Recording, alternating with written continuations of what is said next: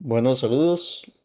Les recordamos que el material visto acá cuenta con los derechos de autor, los contenidos, toda la información auditiva, visual y escrita que se expone y es difundida a través de la transmisión de esta es dueña de la Universidad Estatal a Distancia y responsabilidad única y exclusiva de sus autores. Entonces, hacemos un hincapié al inicio de esta grabación recordándoles el material es uso y exclusivamente de la universidad. Pero bueno, en este episodio vamos a hablar de los conjuntos en Python. Mi nombre es Irving Sáenz. Actualmente soy máster en ciberseguridad y dirección estratégica en tecnologías de información y hablaremos un poquito de los conjuntos. Primero que todo, vamos a conversar sobre la importancia que tienen dentro de la programación, que en hora buena nos van a servir para manejar un conjunto de datos que comparten una similitud entre sí. Primero lo primero, vamos a hablar de la definición puntual de los conjuntos como tal, los cuales nos dice la literatura que son una lista o una colección de datos desordenada. ¿Qué significa esto? Yo puedo incrustar datos similares a los de una lista o una tupla, pero la particularidad que tienen estos es que no tienen un orden en común, a diferencia de un diccionario, ¿verdad? Que en otro episodio lo verán, sí tiene un orden importante, así como la duplicación. Aquí se pueden o se tiene que respetar que no exista un elemento duplicado y como tercera característica y no menos importante es que son mutables. La palabra mutabilidad lo que nos quiere dar a entender es que los elementos se pueden agregar y se pueden eliminar en cualquier momento, a diferencia de otras estructuras formales como un diccionario que no permiten hasta cierto punto este tipo de estructuras. Entonces, esas definiciones de primera mano para irlo reconociendo y como es de su costumbre, ¿verdad? Recordar, comentar el código para que en algún momento que tengan que estudiarlo les sea muchísimo más fácil y sencillo poder analizar el código más fácilmente como lo vemos en la imagen siguiente. Ven que el primer comentario con el símbolo hashtag o gato indica que se está creando un conjunto de frutas. Se instancia o se inicializa con la variable set, la cual tiene que tomar de referencia que se va a declarar vacío y posteriormente a esto se ingresan el conjunto de datos que quiero utilizar. En este caso estamos haciendo uno con tres variables o tres frutas que se visualizan ahí en pantalla, manzana, banana y cereza, y que posteriormente se hace un llamado con la función print, que traducido literalmente del inglés es imprimir, para precisamente mostrarlo en pantalla. A continuación vamos a ver el ejemplo, cómo es que se realiza y eventualmente poder explicarlo a continuación.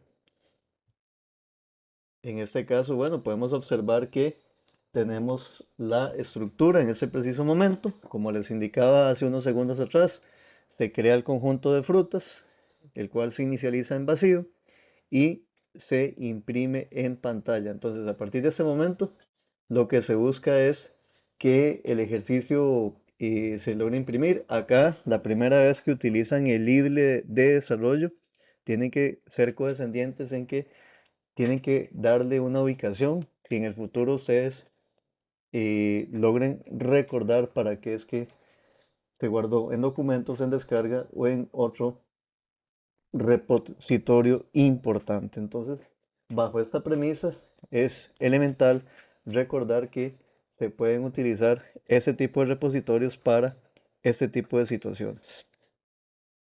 Entonces, una vez decidido el lugar donde se va a guardar, le asignan un nombre como lo han visto en otras clases.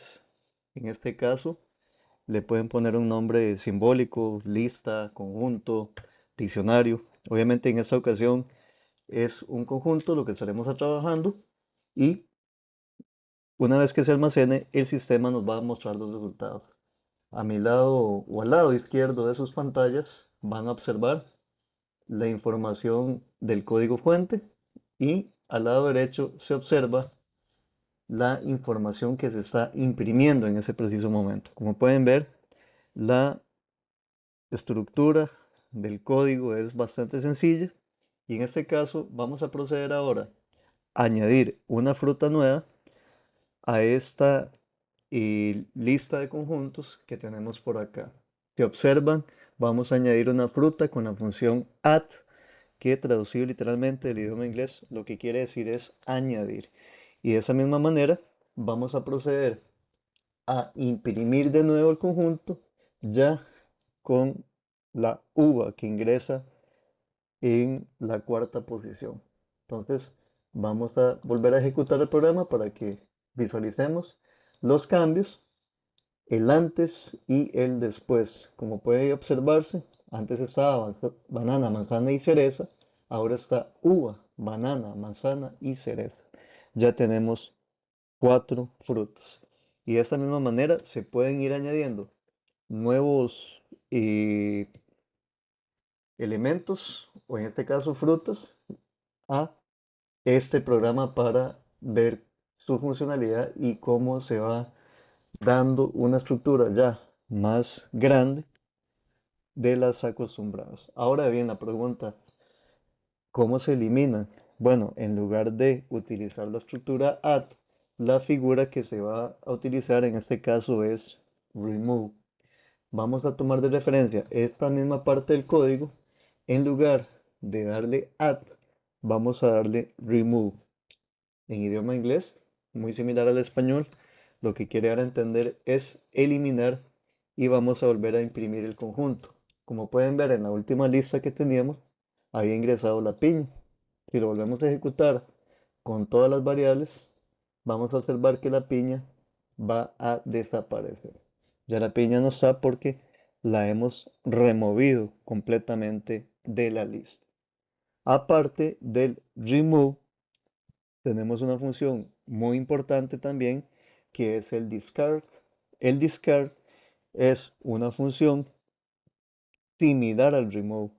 La pequeña, gran diferencia que tiene el remove es que el remove nos genera un error si el elemento no está presente.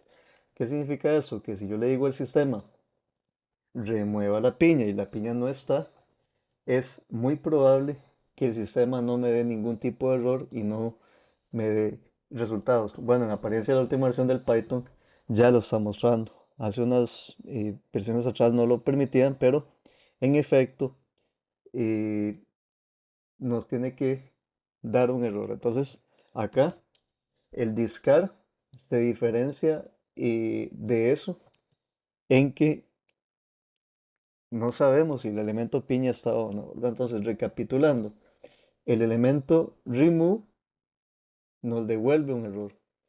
El elemento discard no. Como pueden ver, piña no estaba y el sistema no devolvió ningún error. Entonces tenemos que saber diferenciarlos, en qué contextos y en qué momentos me sirve más utilizar el remove y en qué momentos más el discard. Creo que aquí el más importante es el remove, ya que genera un error, y el discard no genera ninguno, que es la situación de fondo en que se diferencia uno de otro.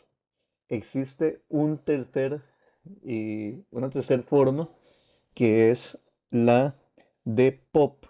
Es una forma menos formal, por así decirlo, para poder eliminar un elemento.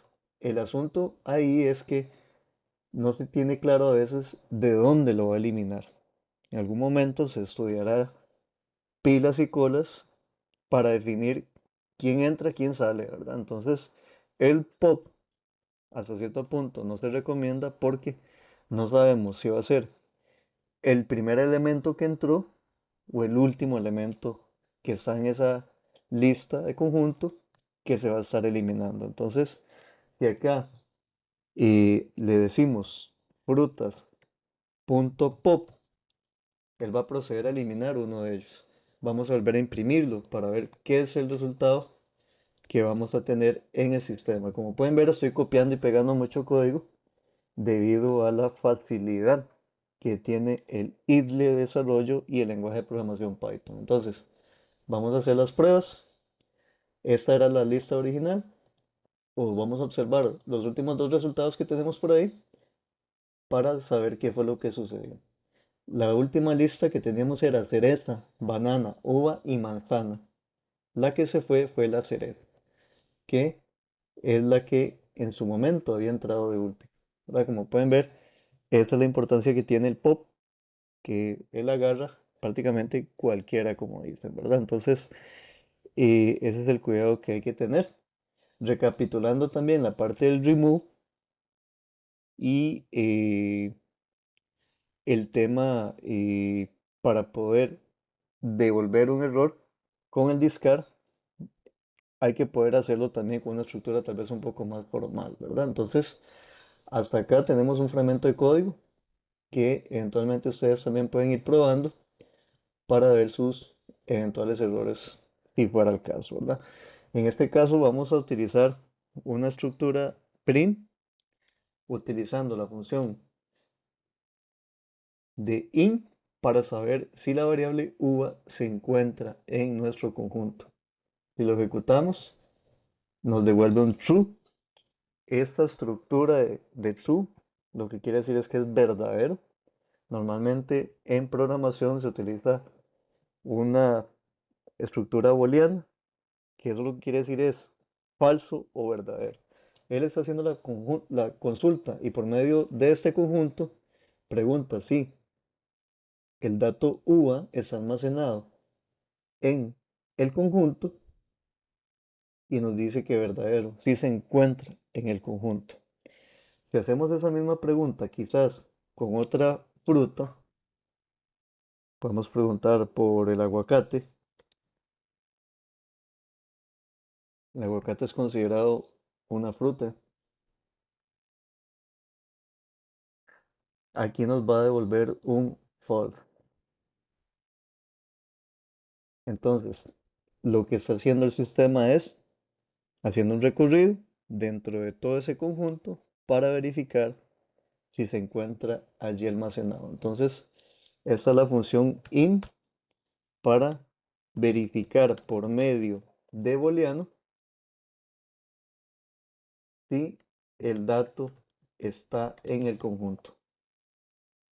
Repito, la importancia de comentar el código en todo momento es de vital trascendencia a la hora de aprender, a la hora de repasar todo este tema, para tenerlo en futuro consideración cuando realicen las tareas y trabajos del curso. Ahora bien, ¿qué otras funciones tenemos acá importantes? La función length. Esta función nos va a ayudar a definir la cantidad de elementos que tenemos en la lista. Entonces, vamos a definir cantidad con la palabra reservada length dentro de nuestro conjunto que se denomina frutas. Ahora bien, le vamos a pedir al sistema que nos devuelva los resultados de elementos que tenemos en dicho conjunto. Entonces, la cantidad de elementos en el conjunto de números es, y acá utilizamos la variable cantidad. Si ejecutamos esto último, vamos a notar que tenemos el tamaño de 3. Si contamos, tenemos a la uva, a la banana y a la cereza. Aquí nos da la dimensión o el tamaño que estamos utilizando en ese preciso momento. Y otras funciones también importantes es que yo puedo jugar con varios elementos dentro de la misma líneas de código que esté realizando en ese preciso momento. Si dejamos ese elemento allí, podemos observar que si yo declaro otro que se llame verduras y a este elemento le agregamos una cantidad similar, papa, yuca y tomates, y le decimos al sistema Imprimámoslo en pantalla.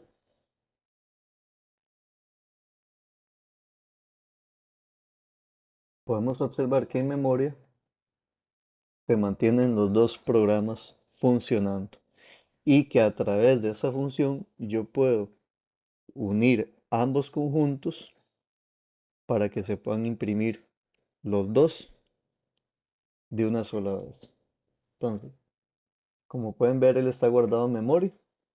Para poder hacer la demostración, podría suprimir esa parte del código para que veamos la declaración en limpio de los dos elementos funcionando en ese momento. No lo inicialicé, sin embargo, Python en sus últimas versiones ya sobreentiende que estamos trabajando en conjunto y no es tan necesario, pero por un formalismo en programación sí es sano hacerlo. Entonces, vamos a unir ambos a través de otra variable, unión conjunto, y le vamos a decir al conjunto frutas que haga una unión con el conjunto verduras. De aquí se está haciendo la unión y lo que nos queda es imprimir la unión de conjuntos. Aquí lo que estamos haciendo es una unión de ambos conjuntos.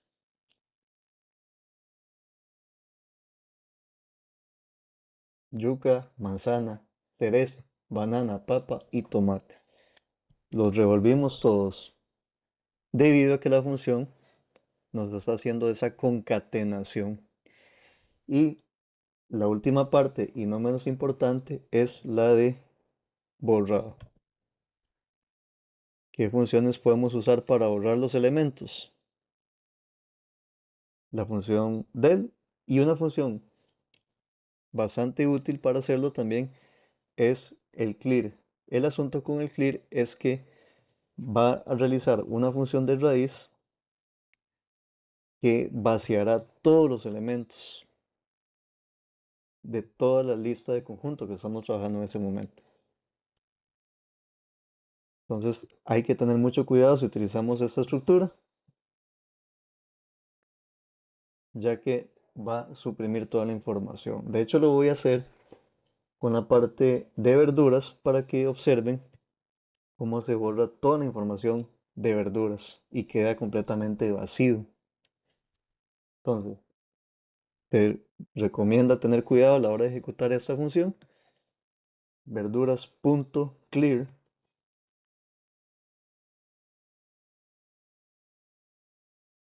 y vamos a tratar de imprimir que tiene verduras posterior. Nos devuelve un vacío. Como no lo inicializamos, nos devuelve la información vacía, tal cual estaba en ese momento. Entonces, mucho cuidado a la hora de utilizar esta estructura, ya que la recomendable en todo momento es el que estuvimos viendo hace un ratito, como discard o remove, y una tercera y no menos formal era la de pop. Entonces, esas son las situaciones a fondo que tienen los conjuntos para que lo puedan utilizar en diferentes estructuras de datos. Ese sería básicamente el ejemplo que se sigue en esta estructura y ya estuvimos estudiando las funciones más importantes que tienen los conjuntos. Eso sería todo en esta ocasión. Les agradezco la visualización del video. Un servidor, Irving Sáenz Córdoba, en la realización, producción académica y general de este material.